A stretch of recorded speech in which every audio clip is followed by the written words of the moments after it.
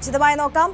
Delhi car bomb സ്ഫോടനത്തിൽ വെളിപ്പെടുന്നത് നടുക്കുന്ന വിവരങ്ങൾ. ഭീകരർ രാജ്യതലസ്ഥാനത്ത് ഡിസംബർ 6-ന് വിവിധയിടങ്ങളിൽ സ്ഫോടനത്തിന് പദ്ധതിയിട്ടിരുന്നു.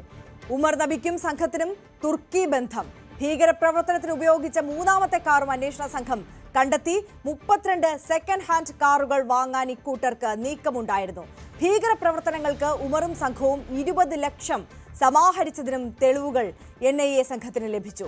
അന്വേഷണ വിവരങ്ങൾ ലഭിച്ചതിന് പിന്നാലെ അമിത്ഷായുടെ നേതൃത്വത്തിൽ ഡൽഹിയിൽ ഉന്നതതല യോഗം ചേർന്നു. അതേസമയം സ്ഫോടനത്തിൽ മരിച്ചവരുടെ എണ്ണം 13ആയി. MG മിഥുൻ കൂടുതൽ വിവരങ്ങളുമായി നാഷണൽ ഡെസ്കിൽ നിന്ന് നമുക്കൊപ്പം ചേരുകയാണ്. മിഥുൻ, നടുക്കുന്ന വിവരങ്ങളാണ് ഇപ്പോൾ സൂചിപ്പിച്ചതുപോലെ പുറത്തുവരുന്നത്.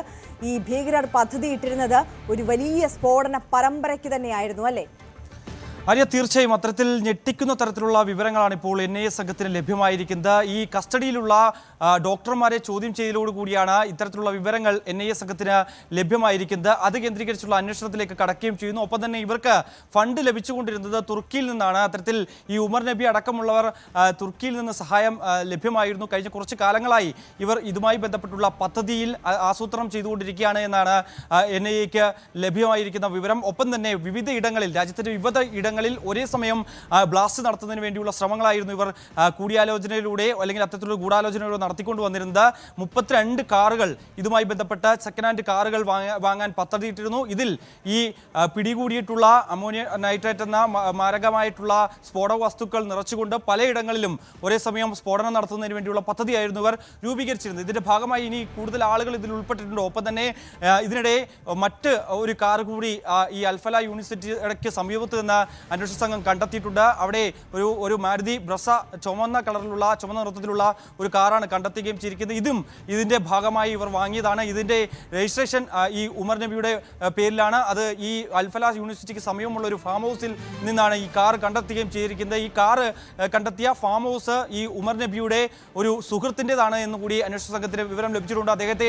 അയാളെ കൂടി കസ്റ്റഡിയിലെടുത്തുകൊണ്ട് കൂടുതൽ ഏതെങ്കിലും തരത്തിൽ ഇയാൾക്കും ഈ ഒരു വിഷയത്തിൽ പങ്കുണ്ട് എന്നടക്കമുള്ള കാര്യങ്ങൾ പരിശോധിച്ചു വരികയാണ് എന്നാണ് ഉദ്യോഗസ്ഥർ പറയുകയും ചെയ്യുന്നത്. എന്തായാലും ഇതിന്റെ വളരെ ഞെട്ടിപ്പിക്കുന്ന കൂടുതൽ വിവരങ്ങൾ പുറത്തുവരുന്നു. ജെയ്ഷെ മുഹമ്മദിന്റെ ഇടപെടൽ ഇക്കാര്യത്തിൽ ഉണ്ടായിട്ടുണ്ട്. ഒപ്പം തന്നെ ഈ കാർ ഓടിച്ചിരുന്നത് ഉമർ നബി തന്നെയാണ് എന്ന സ്ഥിരീകരണം DNA പരിശോധനയിലൂടെ ലഭ്യമാവുകയും ചെയ്തു. അതായത് അവർ പറയുന്നത് ഈ പദ്ധതി അവർ കണക്കുകൂട്ടിയതിലൂടെ നടക്കാൻ സാധിച്ചില്ല. അതായത് ഈ മറ്റ് കാറുകളിൽ നിന്നും മറ്റ് ഡോക്ടർമാരെയൊക്കെ ഈ അന്വേഷണ സംഘം പലയിടങ്ങളിലായി പല ഭാഗങ്ങളിൽ നിന്നായി പിടികൂടിയത് വലിയ ഞെട്ടലുളവാക്കുകയും ചെയ്തു. ഇവർ പദ്ധതി ഇട്ടതുപോലെ നടപ്പിലാക്കാൻ പറ്റാത്തതിന്റെ അടിസ്ഥാനത്തിലാണ് ഈ ഡൽഹിയിൽ ഇങ്ങനെ ഒരു ആക്രമണം നടത്താൻ അവർ തുനിയുകയും ചെയ്ത് ഉമർ നബി തന്നെ അതിന് നേതൃത്വം നൽകുകയും ചെയ്തു എന്ന് തന്നെയാണ് പറയുകയും ചെയ്തത്. എന്തായാലും ജെയ്ഷെ മുഹമ്മദിന്റെ ഭീകരാക്രമണ ശ്രമങ്ങൾ നമുക്ക് മുൻകാലങ്ങളിലും രാജ്യത്തെ പല ഭാഗങ്ങളിൽ കണ്ടിട്ടുണ്ട്. പുൽവാമയിലടക്കം അവർ ചെയ്ത ആക്രമണങ്ങളുണ്ട്. ചാവേർ ആക്രമണമായിരുന്നു അവർ പല ഘട്ടങ്ങളിലും ഇന്ത്യയിൽ പലയിടങ്ങളിലും അവർ ഏകോപിപ്പിക്കുകയും അത് നടപ്പിലാക്കുകയും ചെയ്ത് അതേ രീതിയിൽ തന്നെ